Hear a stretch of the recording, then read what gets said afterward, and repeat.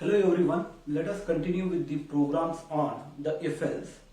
Now we will see a program on how do we check if the given entered character is a alphabet or not. Now for this we should know how alphabets or the characters are stored internally. It might be alphabet or it may not be alphabet. The characters are internally stored as ASCII values, we know that. And the ASCII value of uppercase A is 65, uppercase B is 66, and so on. Uppercase Z is 90. And the ASCII value of lowercase a is 97, lowercase b is 98, and so on. Lowercase z is 122. It means if any of the character entered has the ASCII value between 65 to 90 or between 97 to 122, the entered character is an alphabet. Is that okay? Now, how do we write this code? We say hash include and all. We say main. The input to this program is a character. Let's say character ch. Now, what will happen? A variable ch will be created, and let the address of this we say 0x2000, and the value of it is garbage. And we have to read a character. How do we read a character? You can say scanf or you can say getchar. Now let's say getchar, ch is equal to getchar. Now you enter a character from the keyboard, and suppose I enter uppercase A. What will be stored over here? 65 will be stored. Now if the character has the ASCII value between 65 to 90 or 97 to 122, it means it is an alphabet. Hence, how do we write it? We say if ch is greater than or equal to 65 and ch is less than or equal to 90. This is for uppercase A. Or what shall I write it over here? Ch is greater than or equal to 97 and ch is less than or equal to 122. Is that okay? Now 65 is greater than or equal to 65, yes. 65 less than or equal to 90 is yes. Therefore it is true. True or anything is true. Hence we write over here printf. It is an alphabet. It is an alphabet.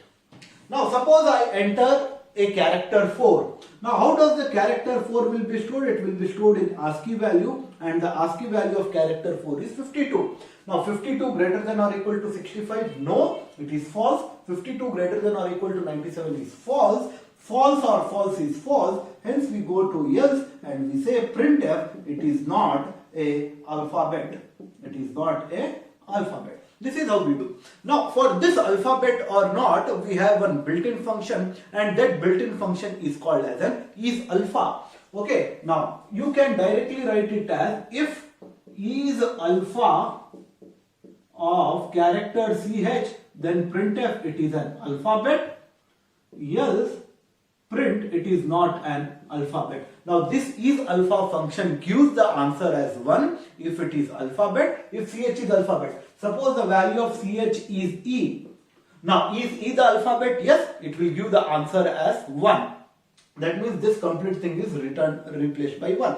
If ch is equal to @ is @ alphabet? No, that time it will be replaced by 0. 0 is false and it says not alphabet. Similar to is_alpha, there is one more function called as is_digit, which is used to check if the character is digit or not. I want you to explore the function is_digit yourself. Thank you.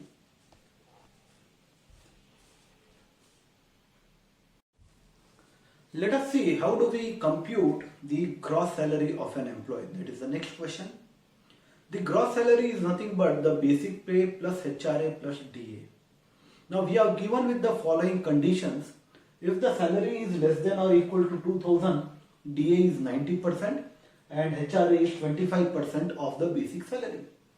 And if the basic salary is greater than 2000, the DA is 95% and the HRA is 40%. Now what is the input for this question? The input for this question is the basic pay or the basic salary. Now based on the basic salary, the HRA and DA changes. and then we compute the gross salary. How do we compute the gross salary? Basic salary plus DA plus HRA. DA is daily allowance, HRA is house rent allowance. Now, I want you to pause the video and try to do this question yourself.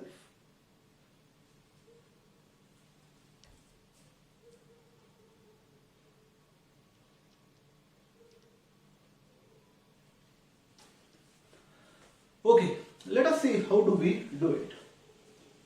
Now, we say hash include stdio.h into main. The input for this question is the basic salary. Now, basic salary is of what data type? It's actually a float or a double data type. Let's take it as double. We say double basic salary, BS is basic salary. Next we read the basic salary, scanf, percentage LF, ampersand basic salary. Okay. Now let the basic salary be say equal to 1000. Let the basic salary be 1000. Now 1000 is less than or equal to 2000. Yes, therefore we go into this category. DA is 90% and HRA is 25%. Hence, we check over here if the basic salary is less than or equal to 2000, then what is DA? We say DA is equal to 90%, 0.9 of basic salary, and what is HRA equal to 0.25% of basic salary, 0.25% of basic salary. Now we have to declare two variables, therefore we say double DA and HRA. Else means what? The basic salary is greater than 2000. Suppose the basic salary is 5000. Now 5000 less than or equal to 2000 is false. Therefore we come to else, and what is DA over here?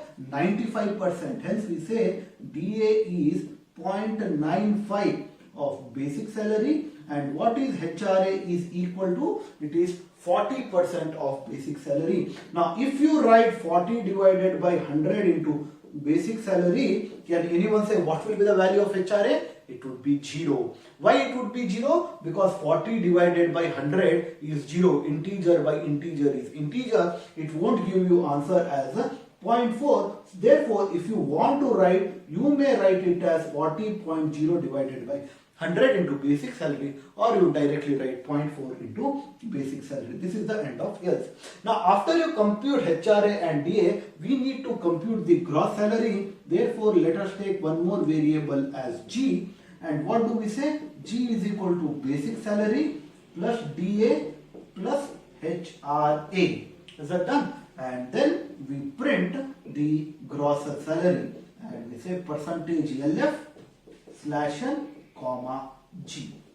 Let's trace this. Let the value of basic salary be say 5000. 5000 less than or equal to 2000 is false. It doesn't execute. Goes to the else part. DA is equal to 95% of 5000, and 95% of 5000 is 4750, and 40% of 5000.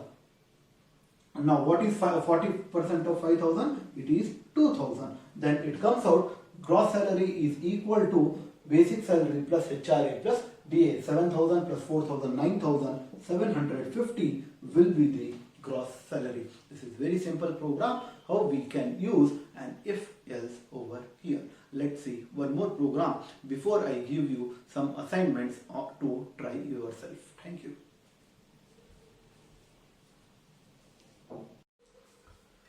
Let us see the next question. The next question is, we need to find if the student is eligible to write the exam or not. Before I proceed with the question, please read the question. It says, given the number of classes conducted, suppose there are C number of classes conducted, C classes conducted, and the number of classes attended by the student. Let A be the number of classes attended. Class attended. Now you need to check if the student is eligible to write the final exam or not, and the student is able to write the exam if the attendance is at least 75%. Now, how do you compute the percentage of attendance over here? Classes attended divided by classes conducted. It will give you the ratio, and if you multiply it by 100, it will give you the percentage. Check this percentage is greater than or equal to 75 or not. And if it is greater than or equal to 75, yes, the student can attend the class. Yes, the student is unable to attend the exam. I'm sorry, unable to attend the exam. I want you to pause the video and try to write the code yourself. Yes, please do it. And we should know that the number of classes conducted is of integer type, classes attended is also integer type. But A divided by C, that percentage is in the float data type. Therefore, a type conversion is required over here. Yeah, please try it. Thank you. Let us see how do we write the program. Now, C is the number of classes conducted, E is the number of classes attended. Let the value of number of classes conducted be 100 and let the number of classes attended be 85. Now you need to find the percentage. How do we find the percentage? 85 divided by 100. That's very obvious. Therefore, I write here percentage is equal to A divided by C. Attended divided by conducted. Now what is 85 divided by 100? It is equal to 0. Because integer by integer is equal integer. It's not 0.85. It means you have to convert either A or C only in this expression to float. You have to promote it to float. That is called as type conversion, typecasting, explicit typecasting, because we are doing explicitly. Now, you can say, can we take the data type of C and A as float? No, the number of classes conducted or attended cannot be float. Hence, you need to convert it to float, and how do we write it? We say float of C. That means C is converted to float only in this line. That is okay. A. A is converted to float only in this line divided by C. Only here the data type of A is float. If you check the data type of A in the next line or even in denominator, it will be still integer. That means A is converted to float. It will be 85.0 divided by 100 is 0.85. 0.85. You should multiply it by 100 to get the percentage. 0.85 into 100 is 85%. Now, you need to check over here. I am continuing the program here. If percentage is greater than or equal to 75, eligible, printf, eligible to write the exam, else printf, not eligible to write the exam. That's very simple program. Okay. Thank you friends for watching this video, and in the next video we will see some of the assignment questions. Thank you. For the online paid courses of C programming, data structures using C, and analysis and design of algorithms, you may contact at the given email ID and you may download the following app. The app link is being given in the description section. Thank you.